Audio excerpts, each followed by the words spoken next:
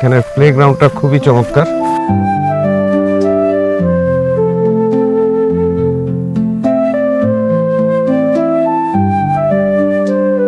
আর এখানে একটা বসার চমৎকার জায়গা রয়েছে, আড্ডা দেওয়ার মূলত। আর এখানকার এই সুইমিং পুলটাও অনেকটা বিদেশের আদলেই তৈরি করা হয়েছে। আর এই রেস্তোরাঁর ভেতরে যেই জিনিসটা সবচেয়ে আমার ভালো লেগেছে তা হচ্ছে একেবারে নেচারের পাশে বসে আপনারা আপনাদের খাওয়া দাওয়া উপভোগ করতে পারবেন। জায়গাটা দেখে অনেকটা বাংলো বাড়ির মতো লাগছে, তাই না? কিন্তু না, এটি আসলে আমাদের চায়ের দেশ শ্রীমঙ্গলের সবচেয়ে আকর্ষণীয় ইকো রিসোর্ট, যেটা অনেকের কাছেই পরিচিত নভেম ইকো রিসোর্ট। আজকে আমরা এই রিসোর্টে কিভাবে যেতে হয় এবং এখানে থাকতে কত টাকা ভাড়া লাগে তার বিস্তারিত জানার চেষ্টা করব। এছাড়াও এই রিসোর্টের ভেতরে আসলে কি কি রয়েছে তাও খুঁটিয়ে খুঁটিয়ে আমরা জানার চেষ্টা করব। তাহলে চলুন না শুরু করি আজকের ভিডিও।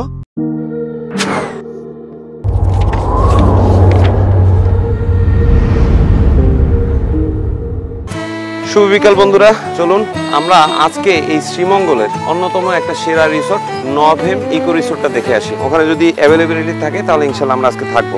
এখান থেকে একটা সিএনজি নিয়েছি, সিএনজি না আসলে এটা একটা অটো গাড়ি, রাধানগর রোডের মধ্যে পড়েছে এটা। এখানকার এই গ্র্যান্ড সুলতান থেকে নভেম ইকো রিসোর্টটা খুব বেশি একটা দূরে না, মোটামুটি 2 কিলোমিটার দূরে। আর ভাড়া নিবে জনপ্রতি 20 টাকার মতো। এখানে রাস্তার দুই পাশে আপনারা অসংখ্য রিসোর্ট পাবেন। আমরা এই পথ ধরে এখন ছুটে চলছি, আর যেতে যেতে অসংখ্য রিসোর্ট আমাদের চোখে পড়ছে। তবে এই রিসোর্টগুলোর মধ্যে নভেম অন্যতম সুন্দর একটা রিসোর্ট। আমরা এখন ওটাই দেখার জন্য যাচ্ছি, আর যদি অ্যাভেলেবেল পাই তাহলে আমরা স্টে করবো ইনশাল্লাহ। আসলে রিসোর্টে যাওয়ার রাস্তাঘাট কিন্তু খুব একটা উন্নত নয়, কিন্তু রিসোর্টে গেলে আপনার মনটা ভালো হয়ে যাবে, এই ব্যাপারে আমি নিশ্চিত ইনশাআল্লাহ। তবে সব জায়গায় যাবার রাস্তা খারাপ তা নয়, এই জায়গাটাই একটু ঢালাই উঠে গিয়েছে। আবার সামনে কিন্তু ভালো রাস্তা, সামনে গেলে আমরা আবার ভালো রাস্তা খুঁজে পাবো। বন্ধুরা, আমরা রাধানগর থেকে কিন্তু বিশামণি চলে এসেছি, আর এখানে এই নভেম ইকো রিসোর্টের সাইন রয়েছে, সামনেই হচ্ছে নভেম ইকো রিসোর্ট। অবশেষে আমরা নভেম ইকো রিসোর্টের রাস্তায় চলে এসেছি। এদিক দিয়ে হাতের বাম দিকে আমাদেরকে যেতে হবে মেইন রাস্তা থেকে। এখানে কিন্তু চমৎকার পাহাড় রয়েছে এবং পাহাড়ে কিন্তু আনারস চাষ করা রয়েছে। এখানকার এই পাহাড়ের দৃশ্য অতীব মনোমুগ্ধকর।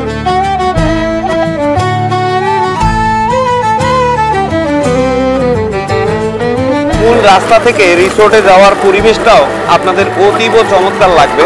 যেতে যেতে আপনারা স্নিগ্ধ একটা সবুজের ছোঁয়া অনুভব করবেন। নভেম বাদেও কিন্তু আরো অনেক রিসোর্টের দিকে রয়েছে, সবগুলো এই পাহাড়ের উপরে। আর অবশেষে আমরা কিন্তু নভেম ইকো রিসোর্টে চলে এসেছি। এই ডান দিক দিয়েই হচ্ছে এই নভেমের গেট, আর আমাদেরকে এই গেটে নামিয়ে দিচ্ছে। গতদিন আমরা কিন্তু এখানকার একটা কটেজে থেকেছি, আর আজকে এখানে থাকার জন্য এসেছি। দেখি এখানকার কি কি ফ্যাসিলিটি রয়েছে, আর যদি রুম অ্যাভেলেবেল থাকে তাহলে আমরা থাকবো ইনশাল্লাহ। অবশেষে আমরা রিসোর্টে চলে এসেছি। বেশ বড় জায়গা নিয়ে এটা কিন্তু তৈরি করা হয়েছে। আমরা এখন ভেতরে যাব, ম্যানেজার সাহেবের সাথে কথা বলবো এখানে কোনো রুম খালি রয়েছে কিনা।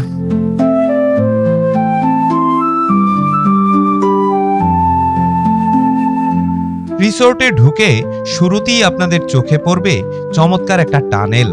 মূলত এক পাহাড় থেকে আর এক পাহাড়ে যাওয়ার জন্য এই রাস্তাটা করা হয়েছে উপর দিয়ে, আর নিচ দিয়ে তৈরি করা হয়েছে চমৎকার এই টানেলটি। আর এটা পার হওয়ার পরই আপনাদের চোখে পড়বে চমৎকার একটা বাঁশঝাড়। অর্থাৎ এই রিসোর্টের পরতে পরতে আপনারা প্রাকৃতিক ছোঁয়া অনুভব করবেন।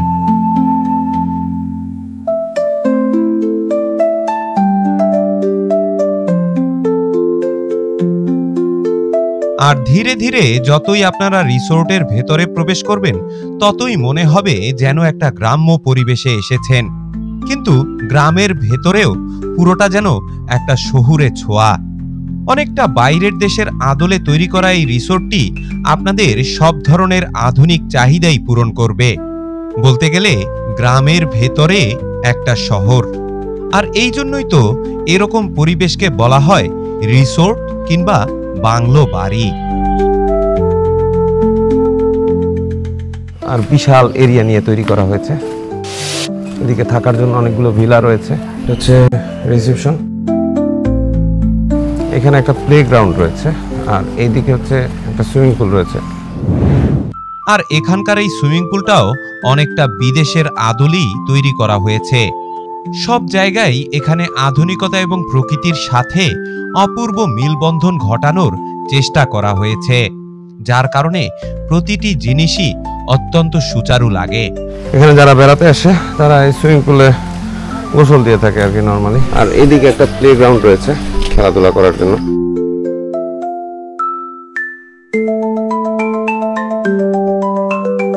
বিকেলবেলা সবাই এখানে টাইম পাস করে। এখানে আবার একটা কিডস জোনও করা হয়েছে, আবার খেলাধুলা করার জন্য একটা প্লে গ্রাউন্ড রয়েছে, ছোট মিনি ফুটবল কোর্ট, অনেকটা গলফ কোর্সের মতো দেখতে, খুবই চমৎকার করে বানানো। এদিকে দোলনা রয়েছে, প্লাস ওদিকে কিডস জোন রয়েছে।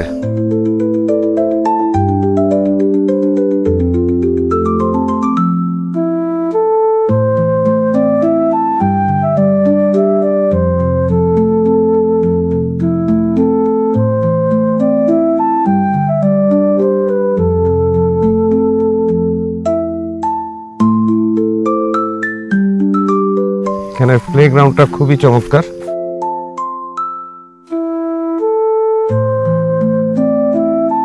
আর এখানে একটা বসার চমৎকার জায়গা রয়েছে, আড্ডা দেওয়ার মূলত।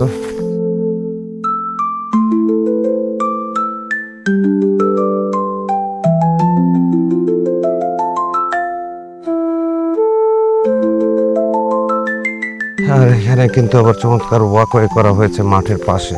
সবকিছু মিলিয়ে ওভারঅল এখানকার পরিবেশটা খুবই সুন্দর। এই রিসোর্টে আমরা থাকার জন্য চেয়েছিলাম, কিন্তু আসলে 7 দিন 10 দিন আগেই এখানে বুকিং হয়ে যায়, যার কারণে আমরা রুম অ্যাভেলেবেল পাইনি। তাই এখানে আজকে আর আমাদের থাকা হচ্ছে না। আবার এখানে একটা কফি হাউস রয়েছে, এখানে আপনারা কফি খেতে পারবেন, কফি বার, স্ন্যাক্স পাবেন, বিভিন্ন টাইপের খাবার দাবার।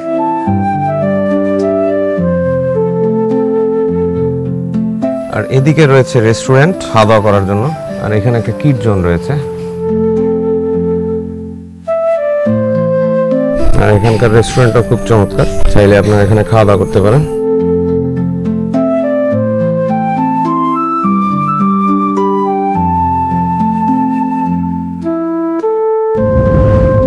নভেম ইকো রিসোর্টটি বাংলাদেশের চায়ের রাজধানী শ্রীমঙ্গলে অবস্থিত, যা বাংলাদেশের গ্রীষ্মমণ্ডলীয় স্বর্গরাজ্য উপভোগ করার জন্য সবচেয়ে কাছের গন্তব্যস্থলগুলির মধ্যে একটি। রিসোর্টটি লাউয়াছড়া জাতীয় উদ্যান থেকে প্রায় 4 কিলোমিটার দূরে অবস্থিত। আর প্রায় 3 একর আয়তনের এই রিসোর্টটি বিভিন্ন ভ্রমণকারী এবং ছুটি কাটাতে আসা পর্যটকের জন্য একেবারেই উপযুক্ত। ভ্রমণ পিয়াসী মানুষজন যারা একটু প্রকৃতির সংস্পর্শ চায়, তাদের জন্য এটি একটি আদর্শ ইকো রিসোর্ট। সবচেয়ে আশ্চর্যের বিষয় হচ্ছে এই ইকো রিসোর্টের নিজস্ব চা বাগান রয়েছে, যা মনোরম উপত্যকার চারিদিকে টিলার উপরে অবস্থিত।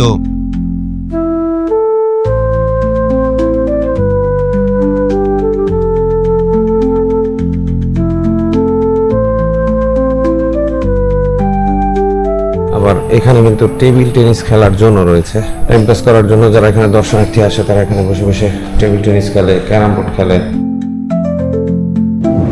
ক্যারাম খেলার জায়গা রয়েছে।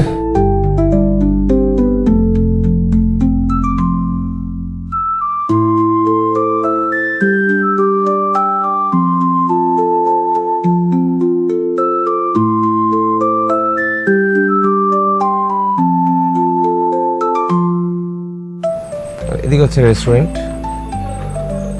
আর এটা হচ্ছে উপরে রেস্টুরেন্টে ওঠার পথ।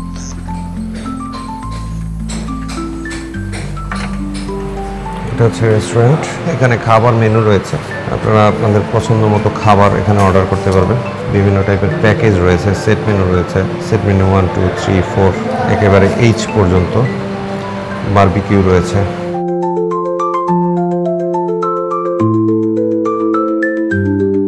আপনারা আপনাদের পছন্দ মতো খাবার এখানে এসে অর্ডার করতে পারেন। আর এই রেস্তোরাঁর ভেতরে যেই জিনিসটা সবচেয়ে আমার ভালো লেগেছে তা হচ্ছে একেবারে নেচারের পাশে বসে আপনারা আপনাদের খাওয়া দাওয়া উপভোগ করতে পারবেন।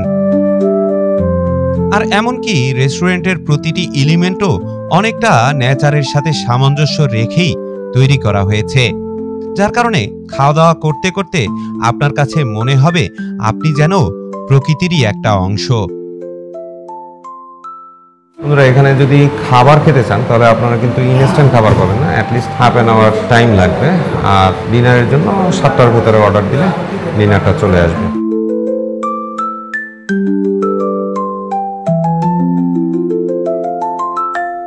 আর এই দিক দিয়ে উপরে উঠেও কিন্তু খাওয়ার জায়গা রয়েছে।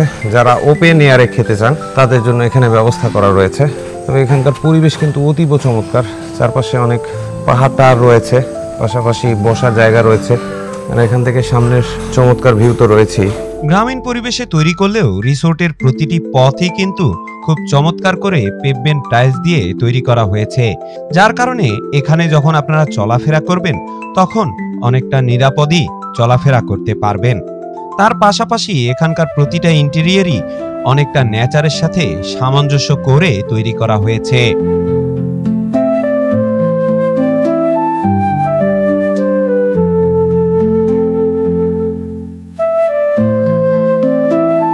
এই ইকো রিসোর্টটি এমনই একটা রিসোর্ট যেখানে আসলে আপনারা মালদ্বীপের মতো একেবারে রুমের সামনেই সুইমিং পুল পাবেন, যেটা প্রকৃতি উপভোগের পাশাপাশি একটা অন্য লেভেলের আধুনিক মাত্রা প্রদান করে, যার কারণে এই রিসোর্টে সবসময় বুকিং লেগেই থাকে।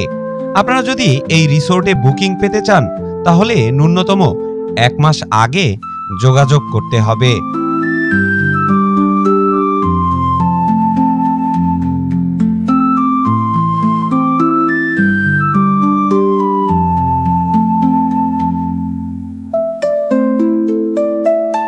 তবে এই এলাকায় কিন্তু এরকমের রিসোর্ট আরো অনেকগুলো আপনারা খুঁজে পাবেন এবং এই সকল রিসোর্টেও আপনারা অনেকটা স্বাচ্ছন্দ্যে প্রকৃতির পাশে সময় কাটাতে পারবেন।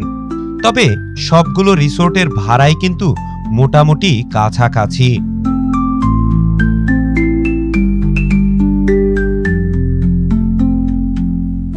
এবারে আসি এই রিসোর্টের ভাড়া সম্বন্ধে।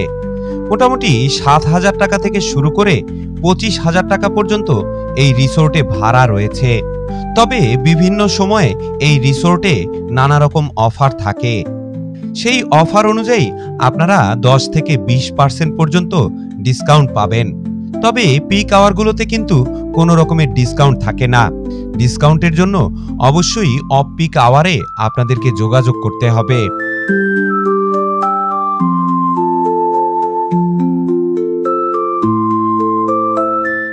আর এখান দিয়ে পাহাড়ে ওঠার একটা চমৎকার সিঁড়ি রয়েছে। মূলত কটেজগুলো ওই পাহাড়ের উপরে। পাহাড় বললেও এগুলো মূলত টিলা, এই টিলার উপরে কটেজ রয়েছে। তবে যেহেতু আমরা এখানে কোনো কটেজ পাইনি অ্যাভেলেবেল, যার কারণে আমরা কিন্তু ওই জোনটাতে যেতে পারবো না। অর্থাৎ এখানকার সিকিউরিটি সিস্টেম খুবই ভালো। আপনারা যদি রিসোর্টে স্টেই না করেন তাহলে উপরে যেতে পারবেন না। এটা হচ্ছে রিসোর্টে ওঠার সিঁড়ি। দুই দিকেই কটেজ রয়েছে, এই পাশেও কিছু কটেজ রয়েছে, আবার এদিকেও কিছু কটেজ রয়েছে। এটাই ছিল শ্রীমঙ্গলের সবচেয়ে সুন্দর রিসোর্টের উপরে আমাদের স্পেশাল ব্লগ। যদিও এখানে আমরা থাকতে পারিনি, কিন্তু কোনো এক সময় ইনশাল্লাহ আমরা এখানে থাকব, সেই আশা নিয়ে আজকের মতো আমরা এখানেই বিদায় নিচ্ছি। ইনশাল্লাহ আগামী পর্বে আপনাদের সাথে দেখা হচ্ছে হবিগঞ্জ থেকে। সে পর্যন্ত তাহলে বিদায়। আসসালামু আলাইকুম ওয়া রাহমাতুল্লাহ।